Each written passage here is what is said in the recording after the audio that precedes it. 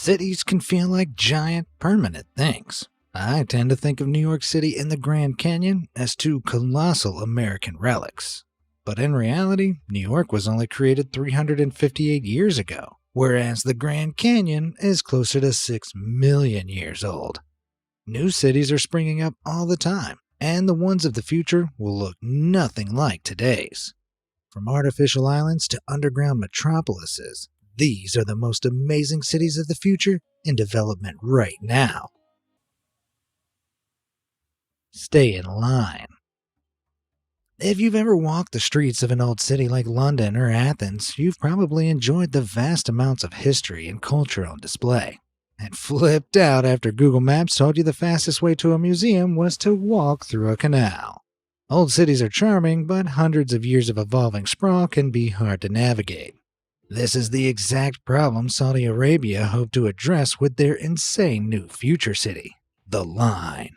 Rather than a series of buildings of varying heights, the Line will essentially be two long buildings built in, well, a line, right through the desert of the country's Tabuka province. This mono building will be 105 miles long, 1,640 feet tall, and 656 feet wide. For perspective, imagine if the Empire State Building was about as wide as 2 football fields and was nearly twice as long as the Panama Canal. The line will be the first development in the UAE's $500 billion NEOM project, a long-term plan for the country to build new cities and develop old ones. Once it's finished, the line will be able to house an estimated 9 million people. But don't expect to see it anytime soon, as construction is expected to take as long as 50 years. A benefit of the line's unique design is that there are no roadways, and the city has done away with any reliance on cars entirely. Instead, the line will rely on a series of frequent high-speed rails. These rails will apparently be able to take you from one end of the line to the other in just 20 minutes, meaning they'd be traveling around 300 miles per hour? Wow! That would make them some of the fastest trains in the world.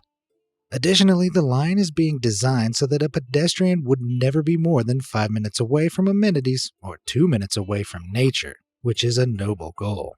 Seems like it'll be hard to achieve verdant green and avoid your residents developing crippling sunlight deficiencies, what with the enormous mirrored sun-blocking walls 656 feet away from each other. Capital ideas. As a unified country, Egypt has existed for over 5,100 years. And for over 1,000 of those years, Cairo has been its capital. Pretty long overdue for a facelift, if you ask me. Well, good news. In 2015, the Egyptian government revealed their plans to construct an all-new capital city, 28 miles away from Cairo. While the new administrative center is currently unnamed, one thing is definitely on the agenda: a massive scale-up.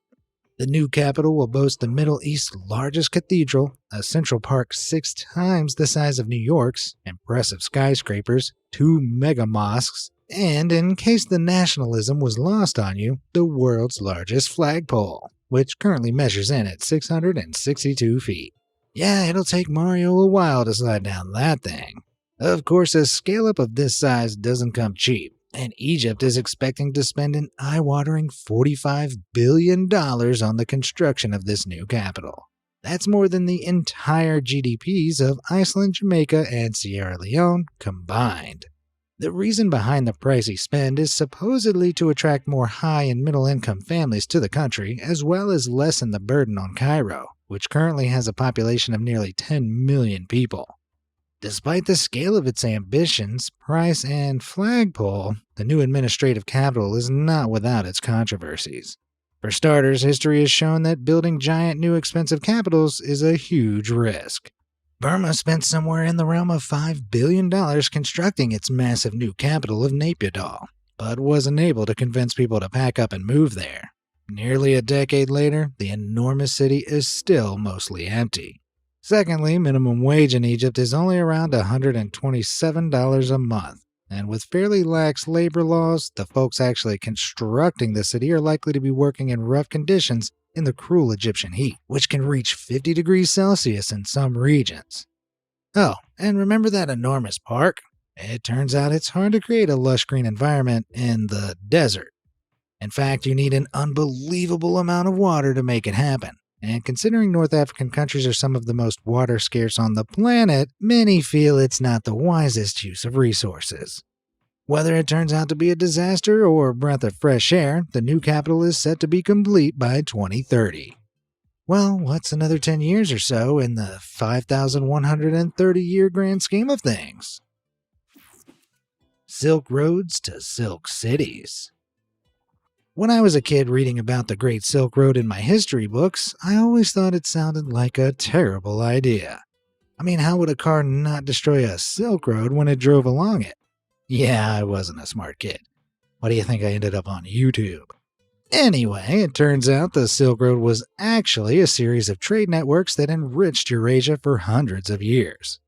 To celebrate that legacy, Kuwait is currently constructing Madinat al-Harir, or the City of Silk. Romantic, right? The city is set to cost Kuwait a staggering $132 billion. But considering the country is the third richest in the Arab states and the 17th richest in the entire world, the price tag shouldn't be too much of a problem. If anything, the purpose of Madinat seems to be to show off Kuwait's fortune and be as lavish as possible. It certainly isn't for something silly like, say, people, as the entire city will only house around 700,000 residents, less than a third of Kuwait's capital city. At the center of Madinat al-Harir, constructed on an artificial island within a river, will stand the Burj Al Kabir. This enormous skyscraper will be the tallest in the world upon completion, with a height of 3,284 feet. That's taller than the height of the Petronas Twin Towers stacked on top of each other. The height of the tower is 1,001 meters exactly, which is a nod towards the classic 1001 Arabian Nights folktale. Construction of Madinat al-Harir will take place over 4 distinct phases. The first phase, the construction of a grand port along the coast, is currently underway. The next 3 stages will include the construction of a financial district and stock exchange, the construction of a cultural district for art and entertainment, and an ecological district dedicated to parks and natural beauty. The final completion date of Madinat al-Harir is expected to be sometime in 2044. It's hoped that the development of Madinat will help diversify Kuwait's economy, which is currently 70% dependent on oil. Maybe it's time Kuwait went back to its roots. I hear silk will be in 2044. Port of Call. What if I told you that in a few years, millions of people in Sri Lanka would be living in the middle of the ocean? And no, that's not a depressing joke about climate change. Rather, the country is hard at work on a brand new port city, built just outside the current capital of Colombo. The $14 billion city, which is scheduled to be completed in 2041, aims to maintain some of Sri Lanka's natural beauty and will feature numerous tropical-themed parks and beaches. What's most impressive about Port City, however, is the fact it's built on reclaimed land. This is the process of dredging sand and sediment from the sea, combining it with larger rocks and cement so it becomes more compact, and using it as the basis for an entirely new island. Kinda sounds more like stealing than reclaiming land, doesn't it? Amazingly, this means that everything you're seeing here was nothing but ocean just 15 years ago. Talk about a glow-up. Port City will be a Special Economic Zone, or SEZ, the first in Sri Lanka. This is an area in a country that operates under different financial regulations than the rest of the country. SEZs are typically installed to attract foreign investment and facilitate financial growth. Sri Lanka is already advertising a 70% reduction in cost of business expenses within Port City. While many SEZs, such as China's Shenzhen and Guangdong province, have proven successful, they aren't a sure bet. Managing different regulations is tricky and can lead to exploitation of the local populace, with countries like India and Russia having experienced very mixed results with their SEZs. Still, China has faith in Port City as they've invested $1.4 billion into its development in the hopes of fostering good relations with Sri Lanka. Does it smell like trade domination to anyone else in here? The Solar City. Pop quiz. What does the UAE have a lot of? Sand, Oil? Enormous empty skyscrapers? All correct, but the answer I was looking for was sunlight. And that's a fact they aim to take advantage of. The UAE are hard at work constructing Masdar City, their $22 billion city of the future. Like a number of other future cities in development, Masdar City has completely banned civil designers and engineers from incorporating cars into the plans at all. As someone who has spent at least 1% of their life stuck in traffic, I can appreciate that. Well, I sort of can. You see, while Masdar City may be doing away with cars, the city will apparently feature these electric driverless pods. While they're neat looking and certainly futuristic, come on, that's a car. You can't just make an electric car and call it a pod. That's cheating. The autonomous pods will drive along predetermined routes and can reach speeds of up to 25 miles per hour, though for daily use they're not expected to exceed 15 miles an hour. The city is being constructed from the ground up around the concepts of computing and AI, for which the UAE hope the city will become known for. Work is underway on an enormous central university which will focus on AI development and programming education. Additionally, Masdar City is also supposed to sport an IT-themed amusement park. I'm struggling to decide whether that's the coolest or dorkiest thing I've ever heard.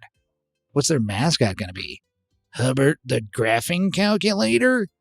Just a little deep-cut joke for the graph nerds out there. Masdar City will also seek to take advantage of the clear, bright weather the UAE sports most of the year, with a huge solar park that will provide the city with almost all of its power. Moreover, in addition to harnessing as much renewable power as possible, villas in Masdar City are designed to be incredibly energy efficient and will use up to 72% less energy than a conventional home. Seems like the UAE are really trying to get the most out of that $22 billion, huh? While work began in 2008, Masdar City will likely not be completed until 2030. I wonder if they'll have redefined what a car is by then. A little gift. How well do you handle crowds? Personally, I can't stand them. I'm so bad I've complained about graveyards being too stuffy. I probably should move to India then. The country already boasts a population of 1.38 billion people, which is over a fifth of Earth's current total population of 7.7 billion. That already impressive number is expected to increase to 1.68 billion by 2050, surpassing China as the most populous country in the world. To prepare for this influx, India is ramping up their construction, building over 100 new developments, including the Gujarat International Financial Tech City, or GIFT for short. Cute. Built along a river between Gandhinagar and Ahmedabad, GIFT is intended to be a smart city. This means as many systems within the city as possible will be computerized and accessible via smart devices.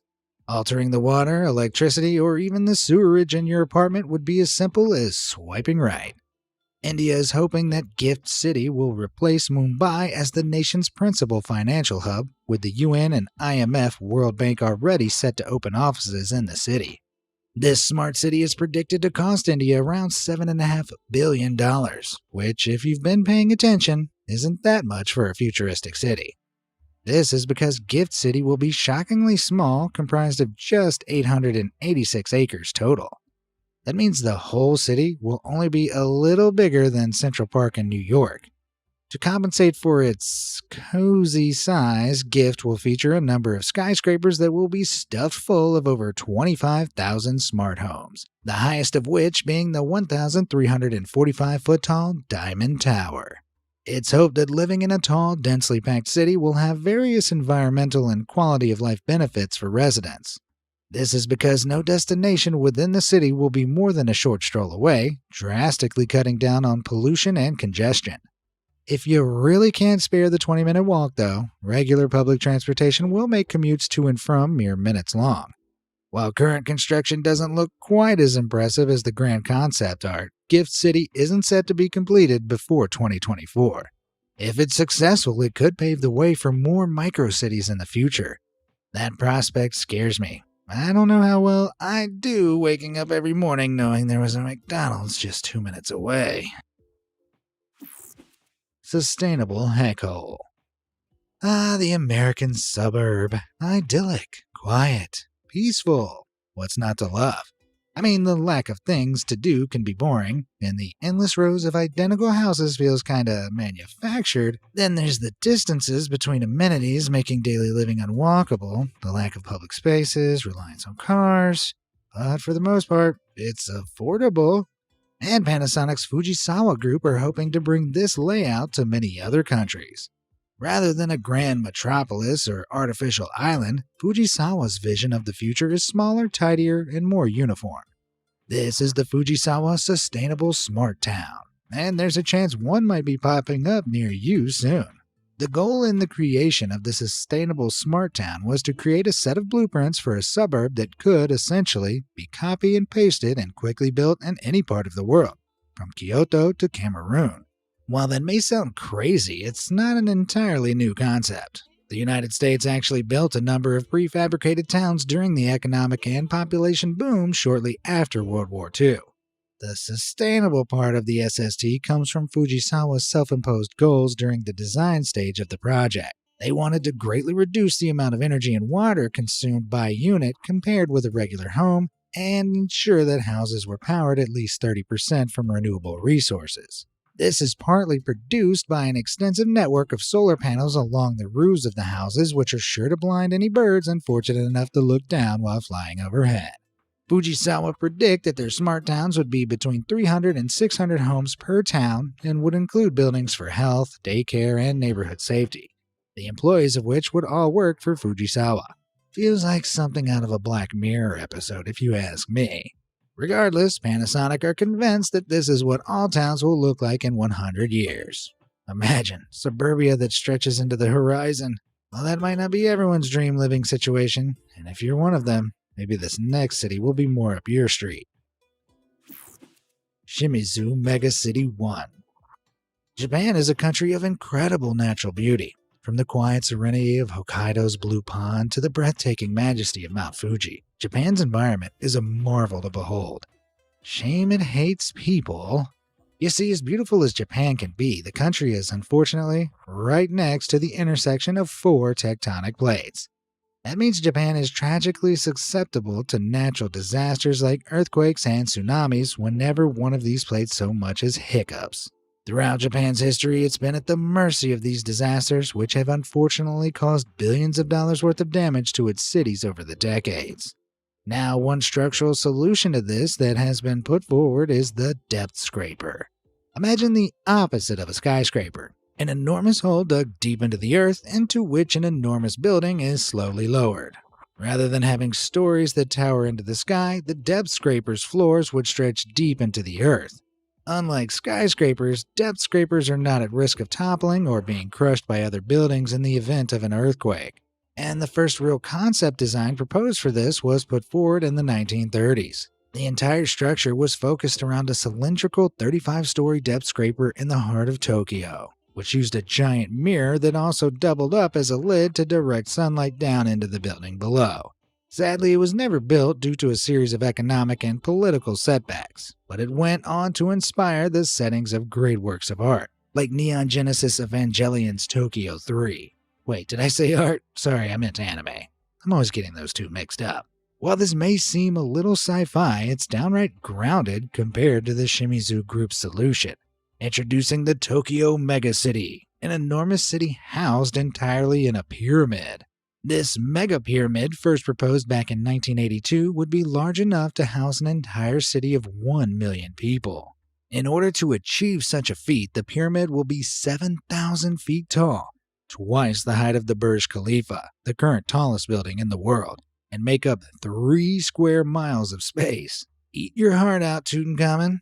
Pyramids are some of the sturdiest isometric shapes in nature. It's why the ones in Egypt have lasted thousands of years. And the Shimizu Group theorized this shape will remain undaunted by earthquakes. Of course, Shimizu don't expect work on the pyramid to begin soon. According to Shimizu, our understanding of carbon nanotubing just isn't advanced enough yet. Carbon nanotubes are microscopic fabrics which have roughly 100 times the tensile strength of steel, and are essential in the construction of mega projects like the pyramid. However, Shimizu estimate that by 2030 our tech may have caught up to the dream and work can begin. Still being depressingly realistic, however, Shimizu again state that construction would likely take at least 80 years, meaning best case scenario we might be able to retire there. Though the mega pyramid is indeed impressive, consider that Tokyo's current population is 37 million. That would mean it would take 37 pyramids and 111 square miles to house Tokyo's population. The pyramid field would save space considering Tokyo is 847 square miles, and hey, if they stacked them like this, they could fit in even more. Why stop at a mega pyramid when you could have a mega pyramid? Hasta Tolosa, baby. America is a land of dreams and ambition. Some want to start their own business, some want to retire to Hawaii, and some want to use the fortune they acquired from sheathing baby poop to create a libertarian desert utopia. Quite specifically like billionaire Mark Lohr. Lohr made his fortune as the former president of Walmart's e-commerce division, as the founder of travel website Jet.com, and as the founder of Diapers.com. It's Lohr's dream to channel his considerable wealth into a new futuristic city of his very own, which he calls Tolosa. Concept art for Tolosa reveals tall, twisting buildings covered in solar panels and trees and a wonderfully solar punk vision of the future.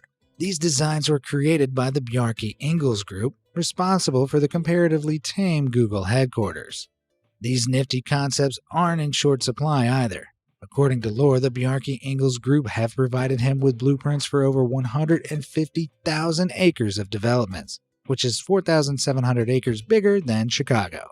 Of course, 1.10 Chicagos don't come cheap, and Tolosa has an estimated price tag of over $400 billion, which would equate to a lot of diaper sales. More impressive is the fact that Lohr's pitch for the location of Tolosa is an uninhabited desert in an as-of-yet undecided state, or beautiful scenic Appalachia.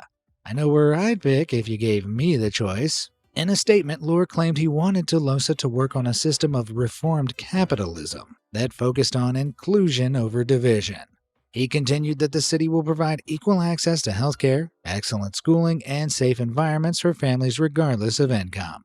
Lohr proudly stated Tolosa was a passion project and not about making money. But in the same briefing boasted he expected the land Tolosa is built on would skyrocket in value to $1 trillion. Kind of a mixed message there, Mark? Similarly ambitious is the fact that despite the location being unconfirmed, Lohr states he expects 50,000 people will be living there by 2030. These future residents will apply, then be chosen by lottery. I guess we'll have to wait until then to find out whether Lohr is legit or, like his diapers, full of it. Time for time links. If you thought the Shimizu Mega Pyramid was old school, you ain't seen nothing yet. Introducing the Time Link Ziggurat of Dubai, which takes inspiration from the impressive, if admittedly smaller, ziggurats of old. A ziggurat is a tiered pyramid design hailing from ancient Mesopotamia, the Sumerians being particularly fond of the structure. The oldest ziggurats date back to some 6,000 years ago, beating even the mighty pyramids of Giza by around 1,500 years. What is it with massive future cities and ancient designs? Well, the Timelink Ziggurat has been commissioned by Dubai, which would contain an entire city within its tiered walls and be built around a single gargantuan as of yet unnamed skyscraper. Due to the unique confines of the city, the Ziggurat would abandon roads altogether. Instead, it would feature something halfway between cable car and high-speed elevator, capable of swiveling 360 degrees and traveling vertically as well as horizontally. This makes sense from both a logistical and developmental perspective. After all, vertical traveling pods would be able to traverse the city much easier than cars would, and the world is largely attempting to move away from oil reliance in the near future. Additionally, Timelinks have reported they want the Ziggurat to be as green and close to carbon neutral as possible for such a huge project. Though the cost of the project has not been revealed, we know the Timelink Ziggurat will be about 0.8 square miles in size, over 3,000 feet tall, and house up to 1 million people. That's the same population as the theoretical Shimizu Pyramid at less than 1/3 of the size. It may be smaller, but the price tag for building such a feat is still huge, with estimates coming in between $200 billion and $500 billion. While the ziggurat was originally unveiled to the public as far back as 2008, with a planned construction date of 2021, no work has begun on the project as of 2022. The Timelinks Group are unfazed, however, and project an estimated completion date for the megastructure of just 2028, which is significantly less grounded than the Shimizu Pyramid's construction deadline. Have you even thought about the carbon nanotubing Timelinks? Man, if these cities are what the future has in store, then tomorrow can come soon enough. What do you think? Would you like to live in any of these futuristic utopias? Let me know down in the comments below, and be sure to like, share, and subscribe for more. Well, as always, thanks for watching.